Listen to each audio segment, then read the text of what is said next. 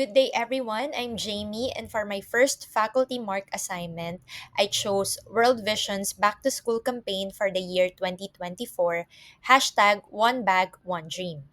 So let's go over it and discuss it. First of all, let's get to know the implementing agency, which is World Vision. World Vision is a global Christian humanitarian organization devoted to improving the lives of children, their families, and their communities.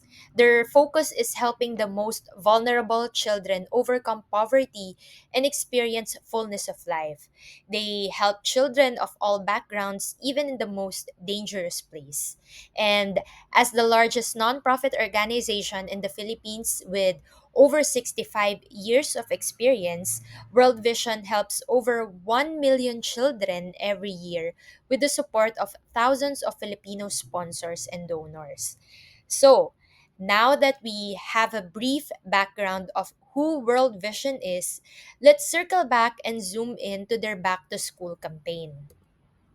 World Vision believes that every child has the right to have access to quality education no matter the circumstance. And they are fervently working on making that happen through the Back to School campaign.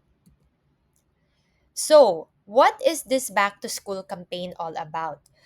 World Vision has been doing these campaigns since the early 2000 pa, and this has helped thousands of Filipino children to kickstart their back to school season. And for the year 2024, it was dubbed as hashtag One Bag, One Dream. And the goal of their back to school campaign is to provide learning kits worth 1,000 pesos to children across the country, especially in the areas where there are pockets of vulnerability. And through this campaign, it helps the sponsored child and his and her family to break free from poverty through education. So each year, the campaign typically launches a few months before the start of the academic year to ensure yung timely distribution ng mga learning kits. So for instance, the hashtag One Bag, One Dream had its media launching last July 16, 2024.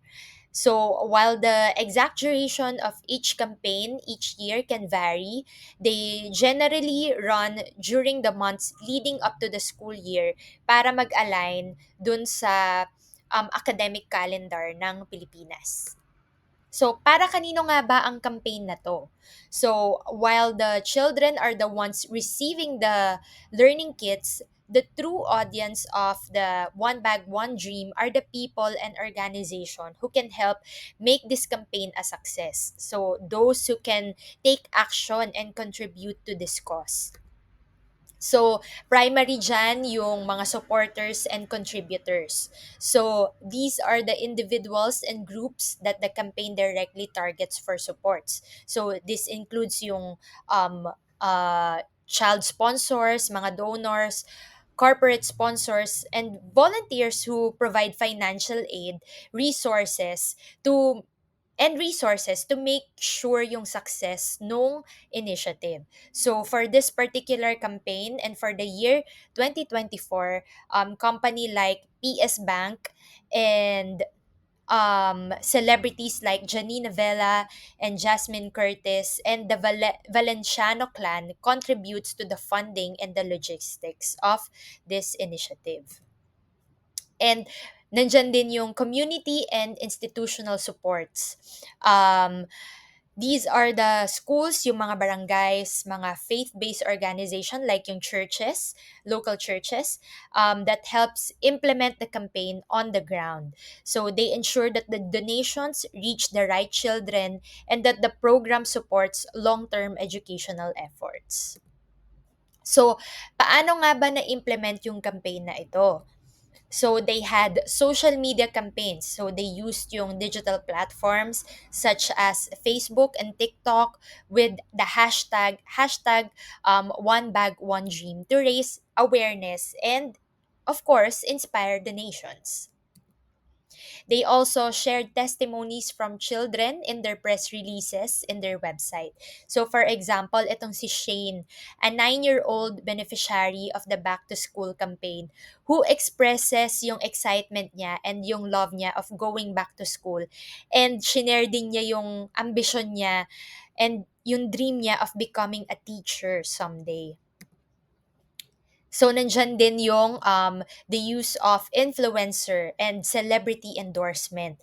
So, maraming local celebrities and influencer and artists like si Quest, Joy Spring, Ayin, and many more are partners with World Vision by being their ambassadors and child sponsors. So, for the Back to School campaign 2024, Jasmine Curtis and Janina Vela, who are also World Vision ambassadors and child sponsors, have jumped in to support, helping reach even more people. So World Vision has been collaborating also with corporation and different brands. To name a few, nandyan yung National Bookstore, Globe Telecom, Xiaomi, and marami pa. And syempre, mga media partnerships na rin with networks like TV5, GMA Public Affairs, Daily Tribune, and many more. And for the One Bag, One Dream campaign, based on my research, they collaborated with PS Bank plus news outlets like Business World and Orange Magazine TV to cover the impact of the campaign. So bukod sa website nila, they've also partnered with online fundraising platforms like Simply Giving to make donating super accessible and super easy. So, andyan din yung community engagement. World Vision partners with local communities and churches to connect with the beneficiaries and hand deliver their learning kits to them. A friend of mine who is a former beneficiary of World Vision appreciated how World Vision has given him opportunities to cultivate yung faith and yung values niya by coordinating with local churches to facilitate Bible studies. So, ang kwento niya sa akin, before nila makuha yung mga learning kits nila, magba-Bible study muna sila. So, parang prerequisite yung Bible study bago nila makuha yung mga learning kits nila. So, before we wrap up, let's take a step back and look at the bigger picture. So, World Vision isn't just about one campaign, it's a global organization committed to changing lives and making a real impact. So, through its many initiative, World Vision works toward achieving the United Nations Sustainable Development Goals, from tackling poverty and hunger, that's SDG 1 and 2, to promoting quality education, that's SDG 4, gender equality, SDG 5, reducing inequalities, SDG 10, and strengthening global partnerships. That's SDG 17. Now, let's zoom in on how hashtag One Bag, One Dream plays its part in these global goals. So, this campaign isn't just about handing out school supplies, it's more than that. It's about giving children the tools they need to succeed, ensuring that no child is left behind due to financial struggles. So, by helping kids stay in school and learn effectively, One Bag, One Dream directly contributes to SDG 4, quality education. But beyond that, it also reduces inequalities by reaching children in remote and underserved communities. And it also gives equal learning opportunities for both boys and girls. And at the heart of it all, this campaign proves rather that when communities, businesses, and individuals come together, small efforts can create big impact. And education is a key to breaking the cycle of poverty. And through World Vision's ongoing efforts, we are taking meaningful steps towards a future where every child has the opportunity to learn, grow, and thrive.